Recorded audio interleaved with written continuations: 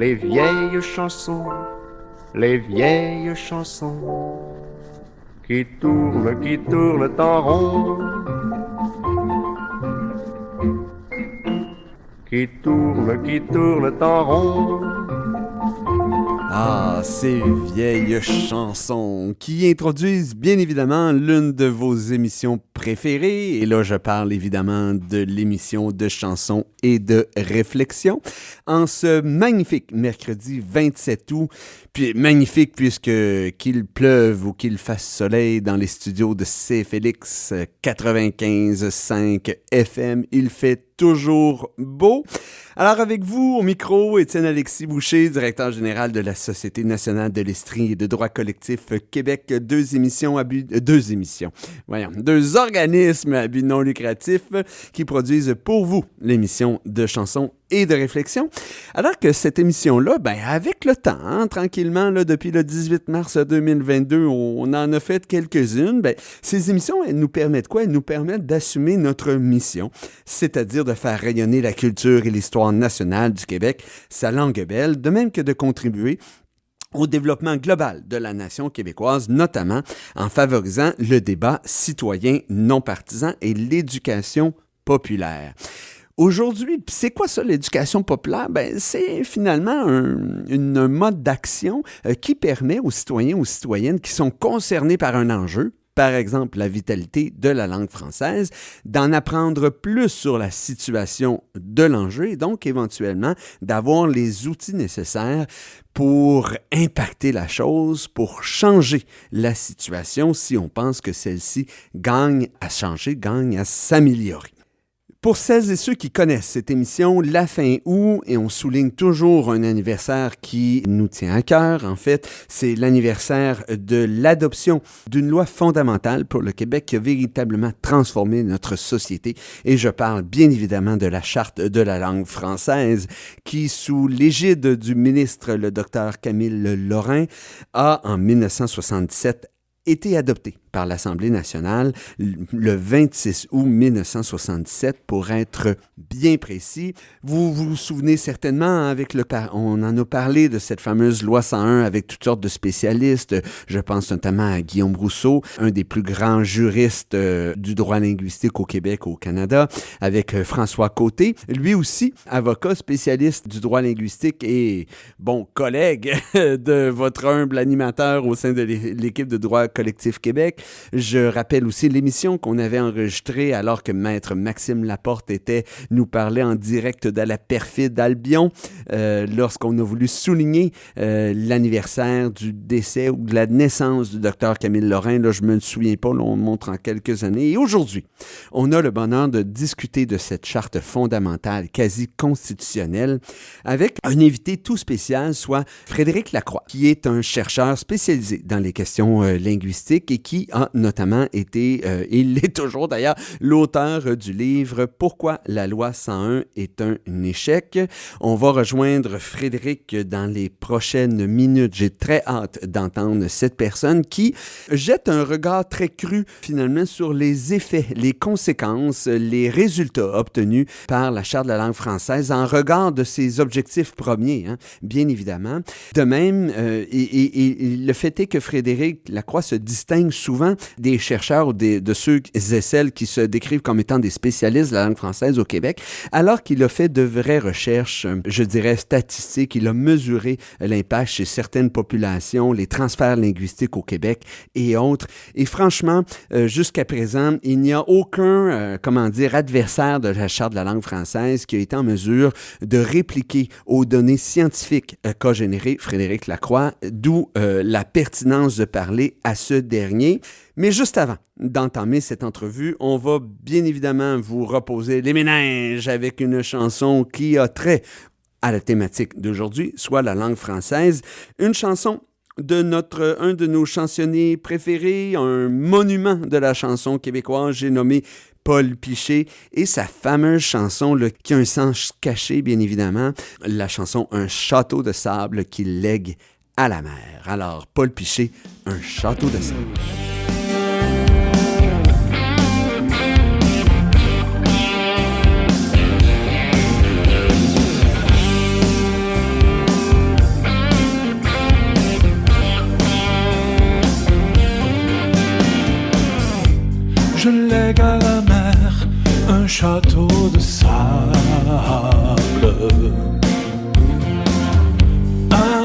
berceau creusé à même une fable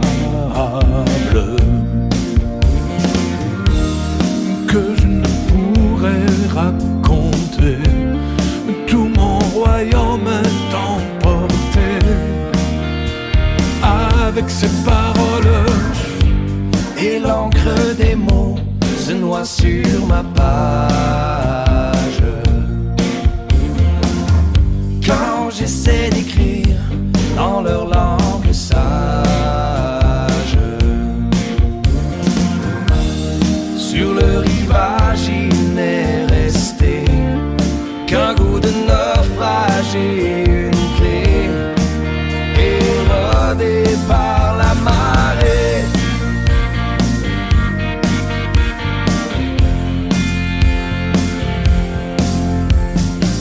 Le secret des mots glisse entre mes doigts,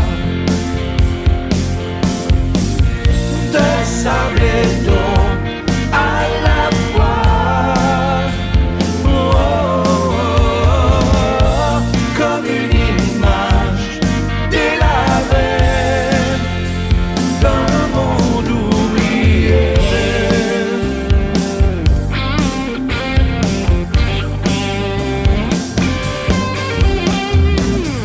Tengo una casa, no puedo dormir. Página en blanco, no puedo escribir.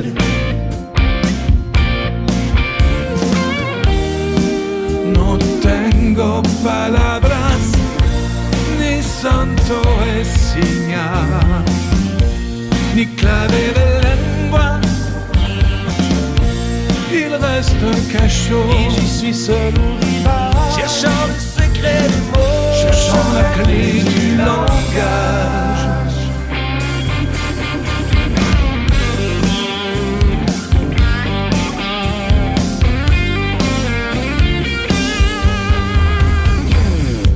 Si je fais demain un château de sable, j'apprendrai les mots, j'apprendrai la fable. Si ma jeunesse a tout revu pour dire ce qu'elle aura vécu, elle a trop peu de paroles.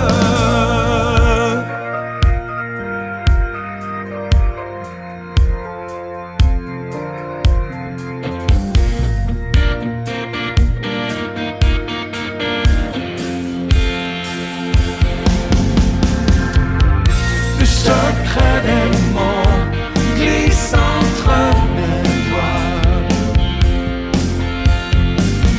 de sable et d'eau à la fois. Oh, oh, oh, oh, comme une image délavée. Oh, oh, oh, comme une image délavée d'un monde oublié.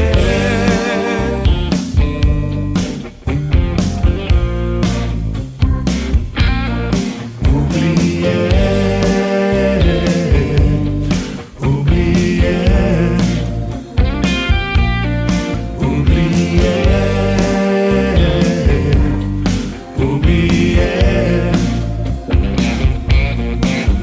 oublié, oublié.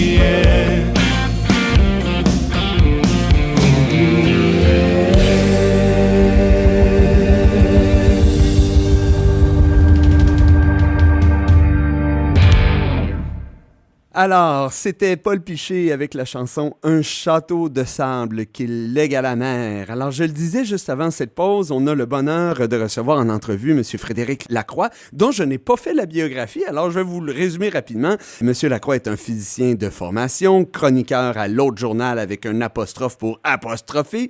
M. Lacroix s'intéresse à la question linguistique depuis plus de 25 ans, en particulier à l'impact des institutions sur la vitalité linguistique. Et au cours de ce parcours scientifique et politique, il a remporté de nombreux prix. Je pense au prix André Laurendeau, qui lui fut remis en 2017, au prix du livre politique de l'Assemblée nationale du Québec pour son livre « Pourquoi la loi 101 est un échec », un livre, un essai politique qui compte parmi les raisons pour lesquelles on a le bonheur de lui parler aujourd'hui.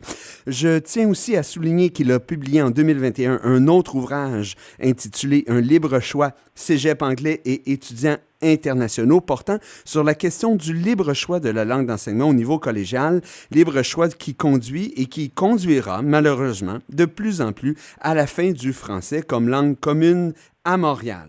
Monsieur Lacroix, d'abord, permettez-moi, au nom de toute l'équipe de la Société nationale de l'Estrie, de la radio communautaire CFLX, de Droit collectif Québec, voire du Québec en entier, de vous remercier chaleureusement pour avoir accepté notre humble invitation, alors que, vous l'avez peut-être entendu en introduction, là, pour nous, chaque fin du mois d'août de chaque année signifie qu'on se doit de consacrer une émission à une loi fondamentale pour le Québec qui a contribué à cette transformation. Maintenant, jusqu'à quel point elle a été aussi loin que l'espéraient ses auteurs, ou du moins ses concepteurs, c'est ce qu'on va voir avec vous, mais n'empêche que personne ne peut nier l'importance qu'a eu cette loi au moment de son adoption et depuis maintenant plus de 40 ans. Ainsi, afin de dresser tranquillement la table à cette entrevue, accepteriez-vous, M. Lacroix, de nous présenter la genèse de cette loi, c'est-à-dire d'où ça vient? Là? Est-ce qu'il y a eu un processus qui a mené à son adoption, avec entre autres la production d'un livre blanc en amont? Et je le disais là, juste en début d'entrevue, c'était quels étaient les objectifs visés par le gouvernement qui l'adopta, formé par le Parti québécois et porté par l'illustre ministre Dr Camille Lorrain? D'abord, merci pour votre invitation. Donc, ça me fait plaisir d'être là. Donc, pour faire la genèse de la loi 101, donc la Charte de la langue française, on pourrait en parler pendant longtemps. On peut repousser le point de départ de la Charte à différentes périodes. Pour ma part, j'aime y voir un des contre-coups du début des années 60. Donc, début des années 60, 61, c'est l'élection du Parti libéral. Maître chez nous, là. Oui, au Québec. C'est le lancement de la Commission parents pour rehausser le système d'éducation au Québec. La Commission parents, on trouve quelques bribes sur la situation linguistique dans le système scolaire, mais ça passe complètement sous silence. Donc, ça, c'est 61. Il y a eu le lancement de la Commission Laurendeau-Dunton en 63. Donc, ça, c'est à l'étage fédéral pour étudier la question des langues officielles, la question du français au Canada et de la place du Québec. Ça, c'est en réaction à la montée du mouvement indépendantiste au Québec. Donc, le fédéral a lancé une commission pour essayer de trouver une façon de ne pas faire aboutir ce mouvement indépendantiste-là avec la commission. Dit de faire à croire que le Canada était une terre d'accueil et qui permettait à la langue française de déployer ses ailes. Ouais, je pense que c'était pas le but dès le départ, c'était pas de faire à croire. Donc, je pense qu'il y a eu des gens de bonne foi. Donc, on pense à André Laurendeau là-dedans. Je pense qu'André Laurendeau était de bonne foi. En rétrospective, il a l'air naïf parce qu'on comprend maintenant que ça n'a pas marché du tout. Mais à l'époque, je pense qu'il s'est lancé là-dedans de bonne foi. Il pensait qu'on pouvait trouver notre place, on pourrait trouver notre place au Canada. Et que le fédéral pouvait faire une place à la langue française et au peuple québécois. Bon, maintenant, on comprend que ça n'a pas marché. Mais il y a eu cet effort-là, puis la commission a vraiment dressé le portrait de ce qui se passait du côté, dans la dynamique linguistique canadienne. Ça a eu des effets fondamentaux sur la discussion publique.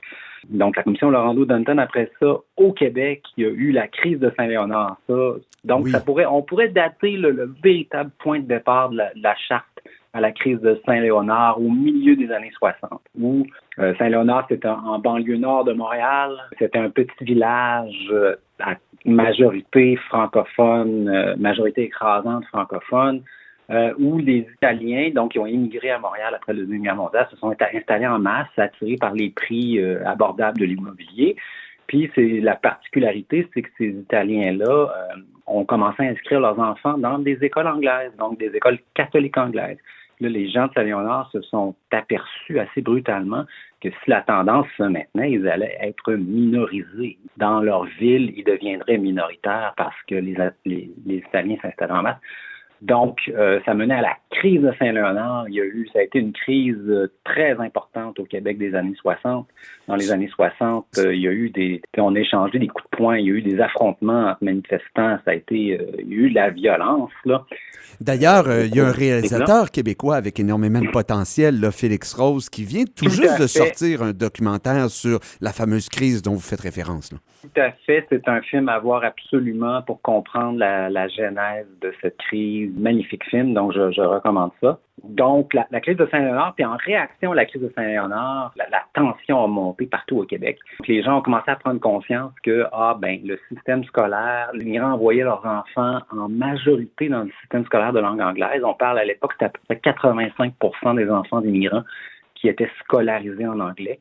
Puis le gouvernement du Québec avait toujours fermé les yeux sur ça, toujours trouvé que le libre choix de la langue d'enseignement, c'était un principe sacré au Canada. Puis il n'y avait pas de remise en question de ce principe-là. Mais suite au bouillonnement politique que la crise de Saint-Léonard a entraîné, le gouvernement de Jean-Jacques Bertrand, donc l'Union nationale, a adopté un premier projet de loi sur la langue en 69, donc la loi 63, la loi pour promouvoir la langue française au Québec. Cette loi-là a entraîné a fait beaucoup de mécontents parce qu'il reconnaissait explicitement le libre choix. Donc, dans une loi, c'était la première fois qu'un gouvernement du Québec reconnaissait le droit aux gens de choisir la langue d'enseignement de leurs enfants. Auparavant, ça existait, mais ça avait toujours été fait de façon hypocrite, si on veut. Donc, ça n'avait jamais été reconnu officiellement dans une loi. Le gouvernement fermait les yeux, prétendait que tout allait bien, mais bon, tout n'allait pas bien. Jean-Jacques Bertrand a adopté ça. Ça provoque encore plus de mécontentement. Il lance la commission Gendron début des années 70 pour étudier la question linguistique au Québec. Donc, c'est comme un pendant à la commission Laurando-Dunton, mais à l'étage québécois.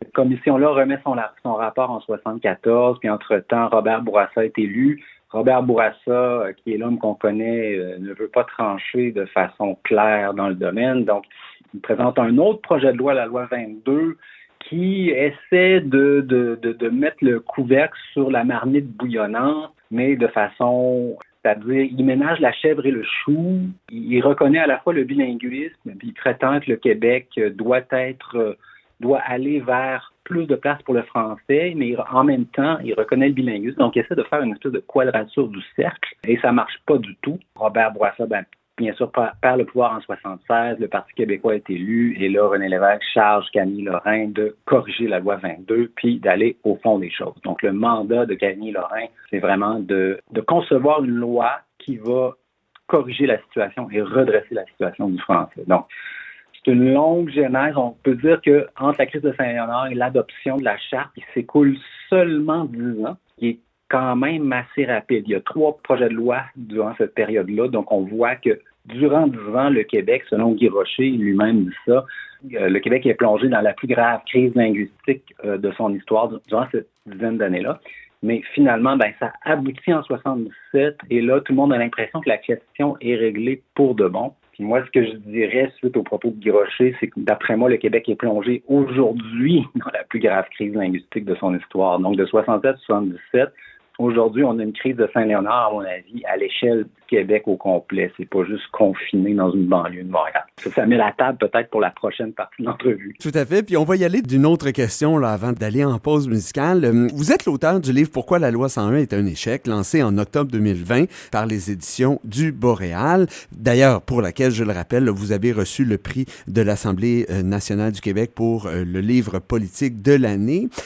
Vous affirmez finalement, puis là, juste le titre, à la lecture du titre, on comprend bien là, que la loi 101, selon vous, n'a pas réussi à atteindre les objectifs que recherchaient à atteindre les auteurs, les concepts. Qu'est-ce qui n'a pas marché dans la Charte de la langue française, qui a quand même fait du français la seule langue officielle du Québec, mais ça, c'est au niveau théorique. Là. Vous dites là, oui. qu'en pratique, là, au final, là, on n'y est pas parvenu. Ce que je dois mentionner là, pour la petite histoire, pour le titre de mon livre, le titre, c'est choisi ordinairement par l'éditeur. Bien sûr, il faut que l'auteur soit d'accord.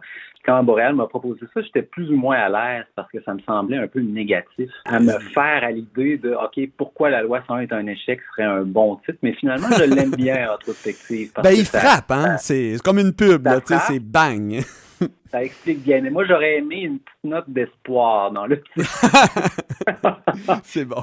Donc, pourquoi cette loi est-elle un échec? Pour comprendre ça, il faut revenir aux intentions des concepteurs de la charte. C'est surtout Camille Lorrain, mais il y a eu d'autres personnes, il y a eu Guy Rocher, Fernand Dumont, d'autres que j'oublie, qui ont été impliqués, donc des grands intellectuels qui ont travaillé à ça. Puis, en déposant le livre blanc, c'est un espèce de résumé des intentions du projet de loi et de ce qui s'en vient. Ça a été déposé en mars 77, puis le projet de loi a été déposé après. C'était pour avertir tout le monde et clarifier un peu le débat qui s'en venait. C'est une lecture très éclairante, le livre blanc, plus éclairante que le projet de loi en lui-même, qui est 232 articles de loi, puis à moins d'être juriste, c'est pas passionnant. Le livre blanc est écrit dans un langage clair, puis on peut vraiment comprendre ce qu'il voulait faire.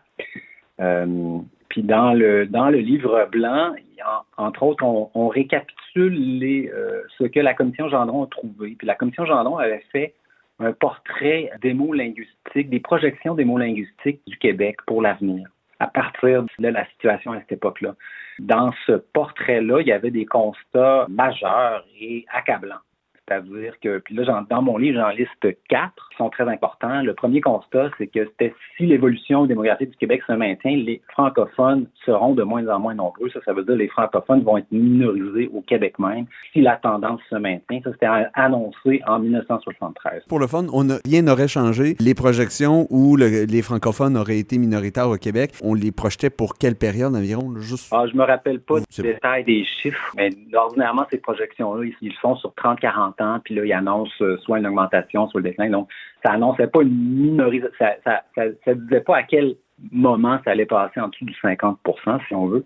Ce qui est important, c'est la tendance en démographie. Oui. Est-ce que ça monte ou ça descend? Puis si ça descend, ça va probablement continuer à descendre parce qu'il y a énormément d'inertie dans les systèmes démographiques. Donc, les francophones seront minorisés au Québec. Puis, ce qu'on savait à l'époque, c'est que les francophones étaient en train d'être minorisés à l'échelle du Canada, au complet dans toutes les autres provinces. Ils étaient en train de disparaître dès les années 70, c'était clair. Deuxième constat très important, c'est que les immigrants s'intégraient à la minorité anglophone. Donc, au Québec, l'intégration des immigrants allait de façon majoritaire aux anglophones. Puis, le troisième constat, j'en ai nommé 4, je peux ramasser les deux derniers dans un seul, c'est que l'anglais est la langue des affaires. Donc, la langue des affaires, la langue du travail était l'anglais au Québec. C'est-à-dire que si on voulait grimper dans l'échelle sociale, augmenter son revenu, la connaissance et l'usage surtout de l'anglais au travail était incontournable. Puis ça, ce que ça voulait dire, si le gouvernement n'agissait pas, le chemin était tout tracé, c'était la louisianisation qui s'en venait. Donc, la commission annonçait ça. Dans les livres blancs, il récapitule ces constats-là, puis il dit il faut orienter, la formulation exacte, là, il dit il faut orienter les options linguistiques des immigrants. C'est un peu une méthode pour dire qu'il faut canaliser l'intégration linguistique des immigrants vers le groupe francophone. Donc, il faut prendre une série de mesures pour faire en sorte que les immigrants s'intègrent à la majorité francophone. De un, il faut faire du français la langue commune. Ça, c'est très, très important. La langue commune, c'est un concept qui vient de la commission Gendron, puis ce que ça signifie, c'est que le français doit devenir la langue d'échange entre les divers groupes linguistiques au Québec. Donc, quand un francophone et un anglophone se rencontrent, il faut que le français soit la langue dans laquelle ils transigent. La seule langue qui devrait unir tous ces gens-là qui parlent chacun leur propre langue maternelle, ce devrait être le français. C'est ça. Donc, c'est la signification du concept de langue commune. Ce concept-là était complètement révolutionnaire en 1973 quand il a été proposé. Puis je dirais qu'il était encore révolutionnaire parce que c'est loin d'être fait. On est très loin d'avoir le français comme langue commune réelle au Québec aujourd'hui. Il fallait faire ça, orienter les options linguistiques des immigrants et faire du français langue commune. Donc ça, c'est un très, très gros contrat. Et c'est ce que cherchait à réaliser la charte. Donc, pour faire ça, M. Lorrain a proposé une série de mesures sans précédent dans l'histoire du Québec. Et donc, c'est une série de mesures législatives, donc très complètes, portant sur plein de domaines. Un domaine que j'ai étudié en particulier dans mon livre, c'est celui de l'éducation, parce que la doctrine, l'idéologie du libre choix de la langue d'enseignement était sacrée jusqu'alors au Québec. Donc, c'était comme une idée indépassable. On ne pouvait pas remettre ça en question. même si dans toutes les autres provinces canadiennes, ce droit-là n'existait pas. Ça, faut le noter. Le Québec était le seul à insister pour maintenir le libre choix de la langue d'enseignement, alors que ça avait été partout ailleurs au Canada. Les provinces anglophones avaient mis fin à la chose. Souvent, il y a un siècle passé ou 50 ans passés. Mais le Québec se cramponnait à cette idée-là. Ouais. Encore un peu aujourd'hui, hein? C'est une des raisons Oui, tout de suite qu'on entend pour ne pas appliquer les dispositions de la Charte de la langue française au niveau collégial, voire au niveau universitaire. Ben là, voyons, ces gens-là, ils ont le libre choix, c'est bientôt des adultes, ils devraient être en mesure de faire leur propre choix, comme si les adultes au Québec décidaient, ils faisaient leur propre choix sur tout, là. Il n'y a aucune contrainte pour les adultes, là. Tu sais, là, c'est comme un peu... Quand on regarde la chose avec détachement un peu de l'extérieur, on est vraiment stupéfait par l'insistance de l'élite, d'une bonne partie de l'élite québécoise à vouloir maintenir cette idéologie-là, qui n'existe nulle part ailleurs sur la planète Terre. C'est une anomalie mondiale, l'idéologie du libre choix. Ça n'existe pas ailleurs. Puis ça n'existe même pas ailleurs au Canada. C'est ça qui est fascinant. Mais chez nous, les gens se cramponnent à ça comme si c'était une question de vie ou de mort. Donc, ça fait partie, à mon avis, c'est un truc de point aveugle de la mentalité québécoise où on défend ça de façon complètement irrationnelle, à mon avis. On peut faire des parallèles avec d'autres sociétés où quand on arrive dans un autre pays, on trouve certaines choses très, très curieuses. Puis si on regarde le Québec de l'extérieur, cette défense du libre choix est vraiment ahurissante, à mon avis, parce qu'on se tire dans le pied de façon magistrale. Ce que Camille Lorrain, il a réussi à mettre fin au libre choix à l'étage primaire et secondaire. Puis ça, c'était quand même un exploit. Ça a causé un débat de société incroyable. Camille Lorrain s'est fait traiter de nazi pendant des années par les médias anglophones. Il s'est fait caricaturer en Hitler, etc. Ça a été épouvantable. Plus ça change, plus c'est pareil. Ben, oui, mais il a gardé le cap. C'est ça, il a vraiment gardé le cap, puis il a réussi à l'imposer, puis il a réussi à l'imposer aussi à un Parti québécois dont plusieurs membres n'étaient pas vraiment friands de cette idée-là. Certains étaient tièdes. René Lévesque, en particulier, était un peu tiède à cette idée-là. Lui, il pensait que, bon, si le Québec était indépendant, la question de la langue allait se régler de lui-même, d'elle-même, c'est-à-dire, puis bon, il y avait peut-être raison là-dessus, mais Lorrain l'a convaincu d'agir tout de suite, même si l'indépendance n'était pas là. Puis on remercie M. Lorrain parce que l'indépendance a échoué, puis au moins, on a eu quelque chose, même si on fait le bilan de la charte, on n'a jamais atteint les objectifs que les concepteurs s'étaient donnés. Donc, c'était orienter les options linguistiques des immigrants. Bon, les clauses scolaires ont eu un impact. Je ne le nie pas, mais elles n'ont pas eu l'impact nécessaire pour inverser le sort qui nous attend, c'est-à-dire la louisianisation. Selon moi, puis selon toutes les projections dont on dispose, le français recule au Québec, puis l'anglais avance, puis on continue à s'en aller vers la louisianisation annoncée dès les années 70. Sauf que je pense qu'on n'y est pas allé aussi rapidement que si on n'avait pas agi avec la loi 101. Donc ça, c'est le bénéfice de la loi 101. Ça nous a acheté un peu de temps, pas l'éternité. Oui. Il faut noter que M. Lorrain, quand il a déposé son projet de loi, il a affirmé en Chambre qu'avec cette loi, le Québec serait dorénavant et pour toujours français. Donc, dans son esprit, c'était clair que ce que cette loi allait faire, c'est maintenir le caractère français du Québec. Alors qu'au fond, ce qu'elle a peut-être fait, c'est de convaincre un fort contingent de Québécoises et de Québécois qu'au final, pour sauver le français, on n'avait pas besoin de faire l'indépendance puisqu'on avait une charte de la langue française. Il y a peut-être eu des effets secondaires pernicieux à cette loi. Peut-être, on ne le sait pas. C'est de la politique fiction. Disons, M. Lorrain était tellement convaincant quand il a déposé ça. C'était comme une loi qui donnait une loi de sécurisation culturelle, si on veut, un thème à la mode, où là, les Québécois sentaient qu'ils allaient survivre. Ça pérennisait la nation québécoise de langue française. Puis maintenant, la question était réglée essentiellement. Puis l'indépendance, c'était un plus peut-être agréable, peut-être qu'il y avait des effets bénéfiques, mais l'essentiel était atteint avec la loi 101.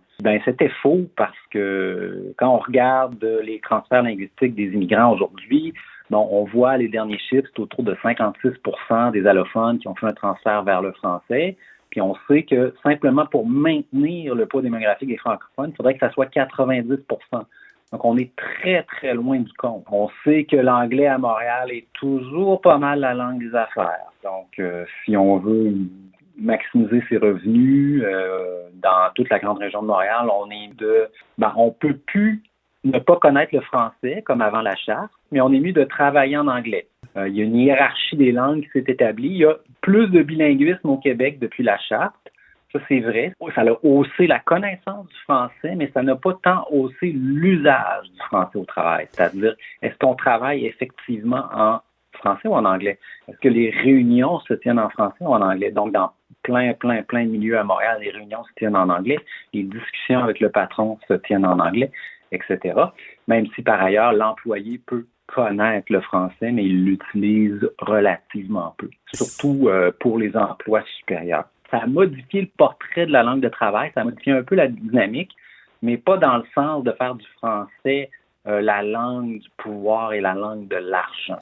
D'où en partie l'échec de la loi 101. Voilà toute une introduction, M. Lacroix. Ça passe toujours trop vite quand on est en bonne compagnie. On se doit d'aller à une très courte pause publicitaire. Dépêchez-vous, ça dure à peine 90 secondes, chers auditeurs et auditrices. Et on est tout de suite de retour en compagnie de M. Frédéric Lacroix, chercheur spécialiste de la question linguistique au Québec.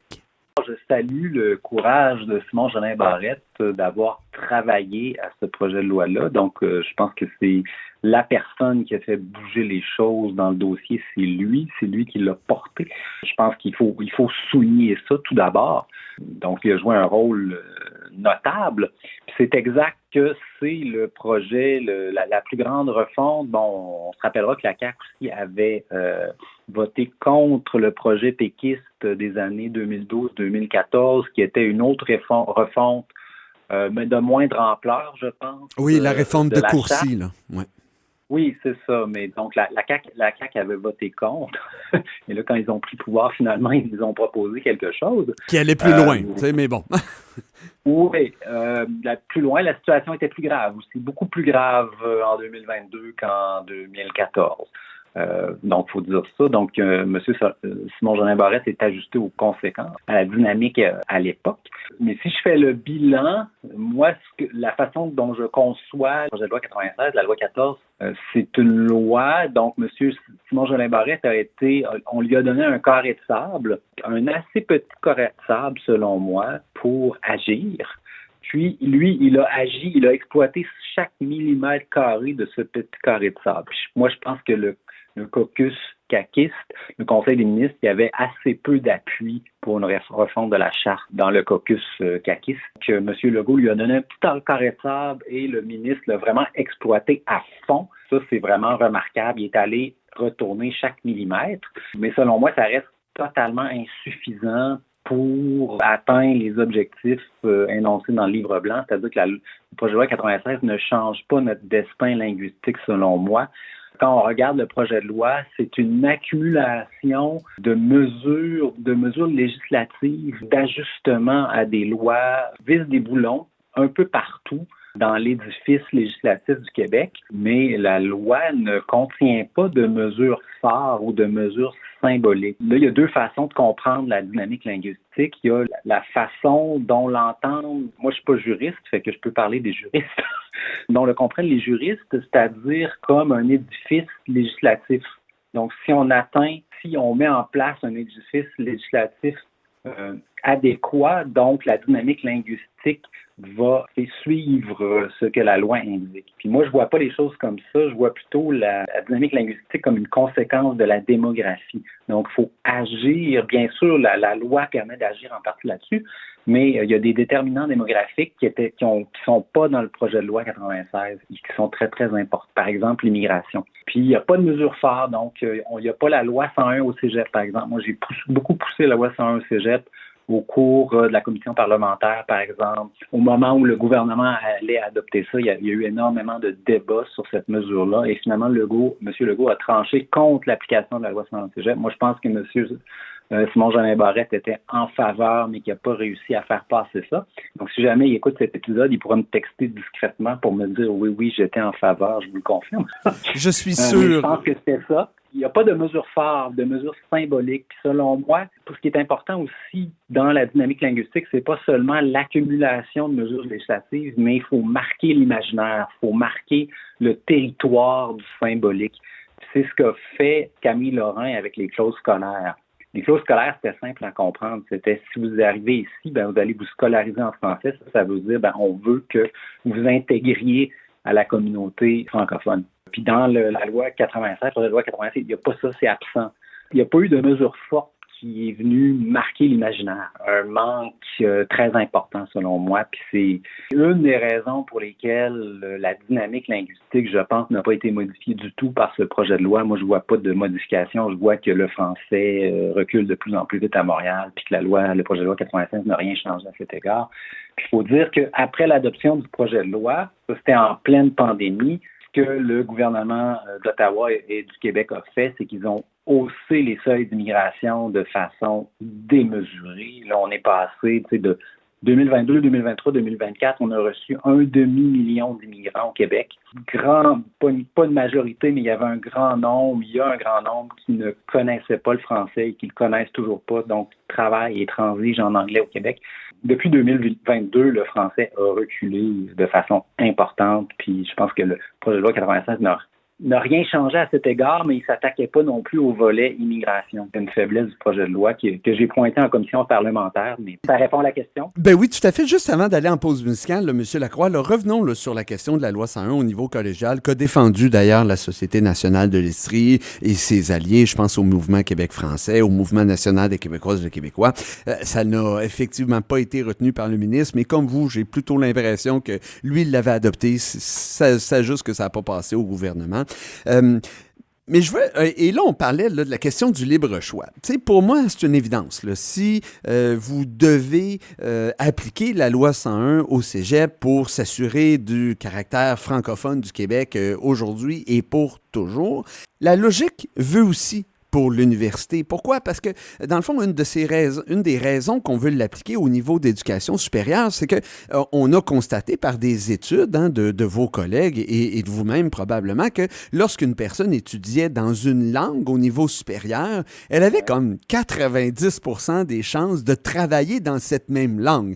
Et là, donc, les auditeurs et auditrices comprennent que si vous étudiez en anglais, au niveau collégial, au niveau universitaire, vous avez des maudites bonnes chances de travailler en anglais et donc que votre réseau, votre réseau là, relationnel se fasse aussi en anglais. Vous travaillez en anglais, vous vous mariez en anglais, vous élevez vos enfants en anglais. Donc, bref, le fait d'étudier en anglais fait en sorte que une personne a un immense potentiel de s'angliciser, peu importe sa langue maternelle et même peu importe si elle est francophone née au Québec. C'est pas un petit peu tabou là, d'aller jusqu'à imposer la loi 101 à l'université. Et ça, on parlait un peu du fait que des fois au Québec, on a des réflexes qui nous apparaissent naturels alors que lorsqu'on regarde à l'extérieur, ça nous paraît mais complètement particulier. Alors que, est-ce que vous seriez en mesure, M. Lacroix, de nous nommer un seul autre État à travers le monde qui finance de la petite enfance jusqu'au doctorat un système scolaire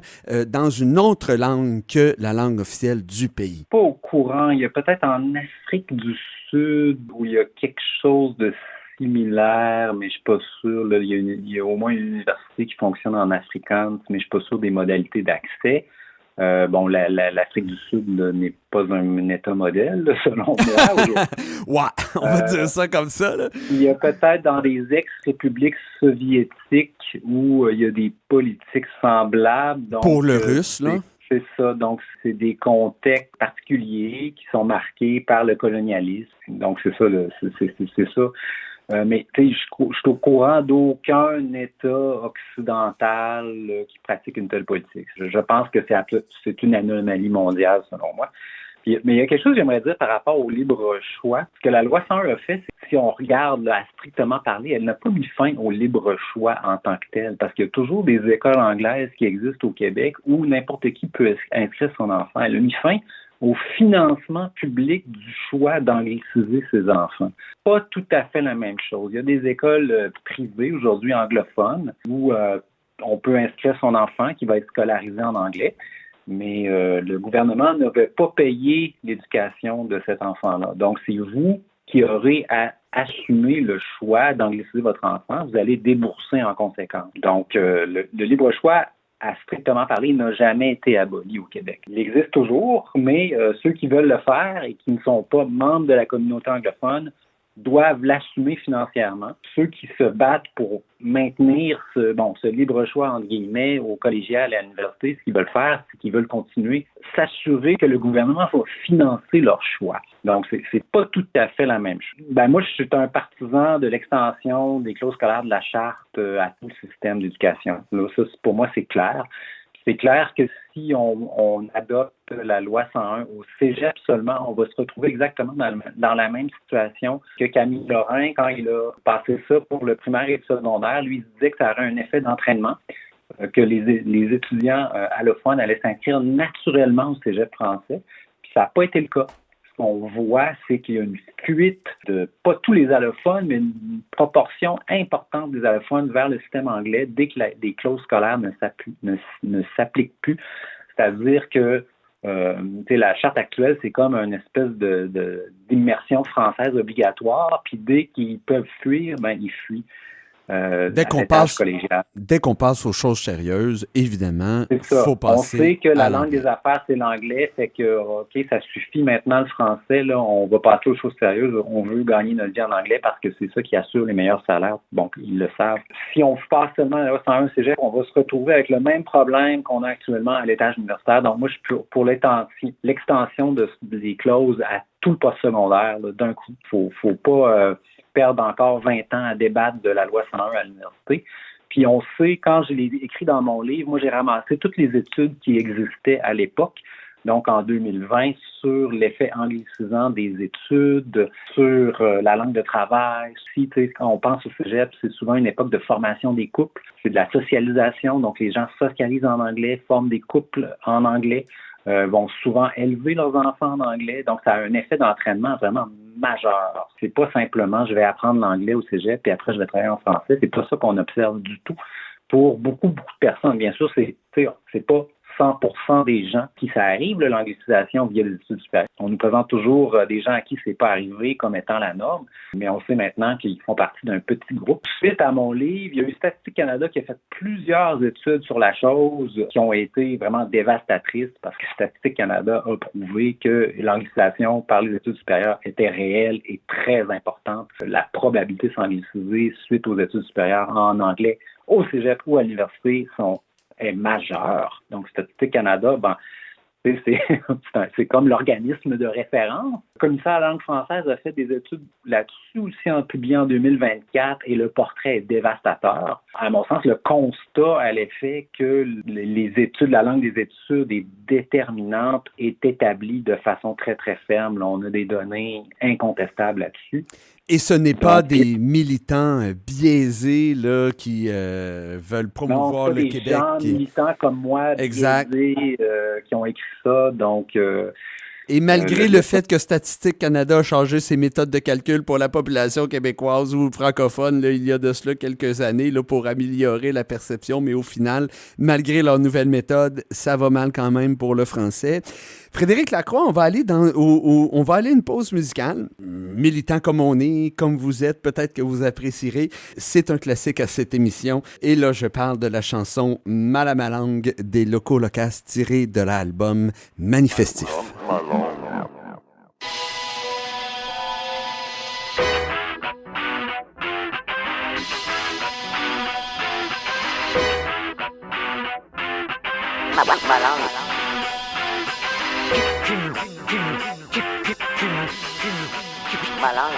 Voilà.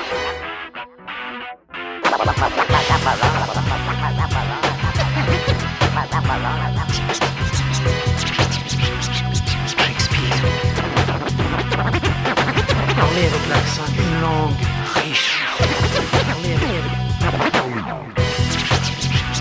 Shakespeare. Peuple à la mer, à la merci des courants, qui n'est pas au courant, dont la langue à volo, on navigue entre deux eaux, dont la culture dérive au large des rives d'un continent mercantile. Quand il s'agit des sages et des sages, que les locaux locales occupent la place, jacasse avec audace et casse la glace, en dénonçant la menace qui sévit sur la masse. C'est assez sérieux. Rideau pernicieux, on croirait au complot tacite de la nation, car aucun ne s'indigne de la situation. Dans la téléphone multiculturelle de Trudeau, son rêve était beau. La voix franco-aphone noyée sous le son du sax anglo-saxon. Tabarnak, sont 300 millions. Pendant qu'on est au Québécois de souche, tire une bûche, un autre anglo-klaxon, saxon, can. Notre syntaxe est en voie d'extinction. Miné, contaminé, déterminé par Shakespeare et ses sbires. Y'a pas de fourrure car j'ai mal à ma langue. J'ai du mal à ma langue.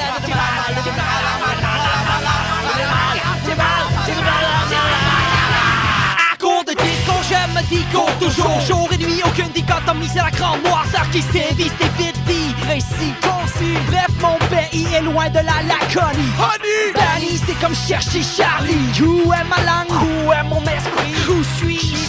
Où vais-je? L'insidieuse érosion du langage et ses suites me terrifie. Je suis l'homme calcaire en beau calvaire devant les assauts séculaires de marque qui me tapent les pieds, qui me pognent des fois des envies d'hermétisme à l'extrême néo-nipponerie, une genre de juiverie. Mais je vis très mal déchu chez le pénis. N'empêche qu'on bouche à bouche, ma langue mal en bouche et couche avec le butcher. J'en embrasse large mais je couche mes mots pour 7 millions de cocus sans colonne verbale. Avale mon venin mollusque jusqu'à ce que t'en tires un antidote qui dote. J'tratte ta clope pour le French universel. J'ai rien contre j'y remène mais je ramène personne en franglais. C'est pas vrai ou faux, je m'en fous, mon parti est tu le racontes. Ma rage contre la machine est une mutinerie contre le mutisme, ce séisme tranquille. Je me fais très fronter, forcé de fitter dans la foule et de ces fous paroliers qui me flanc, bergement à tout moment pour défendre leur langue avant qu'ils agrémentent l'exemple de le bang comme une sorte de langue morte. Langue de ok, je te le concède, on est un peu con et on cède aussi à la tentation de parsemer notre cache local du langage des Badass. Un petit cool par-ci vite, parle whatever man, we speak like we speak. Moi, j'ai la voix blanche de maître trop. Tu Hey. au silence, blanche, négresse et nègre blanc. Non, mon son est balle à blanc. Bam. Beaucoup de bruit pour rien, mais le lendemain, je me souviens de rien. Ah, vas-y, avachichi, lance son froc de French froid, vagissant éternellement. Le Québec de Lièvre n'en finit pas de naître. Ceux qui tracèrent la trachée d'une voix qui n'a pas la portée d'un crash. Je marche pas, mes mots, c'est pas la marche. Peut-être on sache que les locaux locaux sont des coups bros qui causent et qui haranguent. Ce qui leur cause des mots sur le bout de la langue. Sentez toute la langue et qu'il m'empêche de dire l'utilité. Vous sentez toute la langue et qu'il m'empêche, vous sentez toute la langue et qu'il m'empêche de dire l'utilité. Mais ça fait Tous et tous nos professeurs, citoyens, animateurs de musique, plus et politiciens. Je nous accuse au tribunal de la conscience d'avoir immolé le français sur l'autel de l'indifférence. Malgré que le combat soit perdu d'avance même en France, nous défendons notre patrie contre l'anglo-asphyxie. Tel que le firent les Phrygiens face à l'Empire romain. Nous avons pris le maquis linguistique et opposons à l'Amérique une résistance lyrique. Notre tactique est unique et consiste dans la verbalistique. Nous faisons flèche de tout mot, nos arts à lettres envoient des cartes au lexico. Macrophone, les locaux détonnent et proposent entre autres choses le prose qui ose et qui désankylose. Si texturé soit-il, ton texte doit expliquer le contexte de ton texte. Sans sens ne sont les que sensations. Les sens sont le sens et sans action. Si texturé soit-il, ton texte doit expliquer le contexte de ton texte. Sans sens ne sont les que sensations. Les sens sont le sens et sans action. Ben, ça décoiffe, hein, cette chanson. J'ai mal à ma langue, heureusement. Dans le fond, la première étape de résolution d'un problème, c'est d'en prendre conscience. Hein. Fait que, évidemment, il ne faut pas en rester au fait qu'on fasse juste constater qu'il y a un problème parce que là, c'est plus ou moins le fun, là, on s'entend, c'est un peu déprimant. Mais au moins, on a franchi la première étape, on a pris conscience d'un problème. Maintenant, on parle des solutions, ou du moins de ce qu'il faudrait faire pour modifier cette situation problématique. Frédéric Lacroix, on a beaucoup parlé, puis évidemment, de par votre expertise, on a beaucoup parlé du régime linguistique québécois qui, évidemment, repose sur cette loi phare qui est la Charte de la langue française. Maintenant, veut pas, là, le Québec est encore une province canadienne. Hein? On fait encore partie de ce non-pays qui est le Canada. Et donc, le régime linguistique fédéral ou canadien a nécessairement un impact sur la dynamique linguistique propre au Québec. T'sais.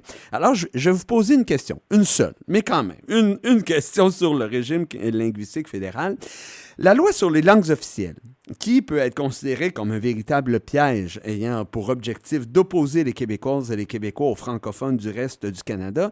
Pourquoi? Parce que chaque gain réalisé par les minorités francophones du reste du Canada était automatiquement déversé auprès de la minorité anglo-québécoise, comme si cette dernière avait besoin d'être aussi bien protégée que les minorités francophones du reste du pays. D'ailleurs, le droit international, dans un arrêt désormais célèbre, mais qui est trop peu connu au Québec, l'affaire Ballantine, le comité des droits de l'homme de l'ONU a rendu un jugement à l'effet que, selon le droit international, les Anglais du Québec, la communauté anglo-québécoise n'est pas une minorité linguistique. Pourquoi?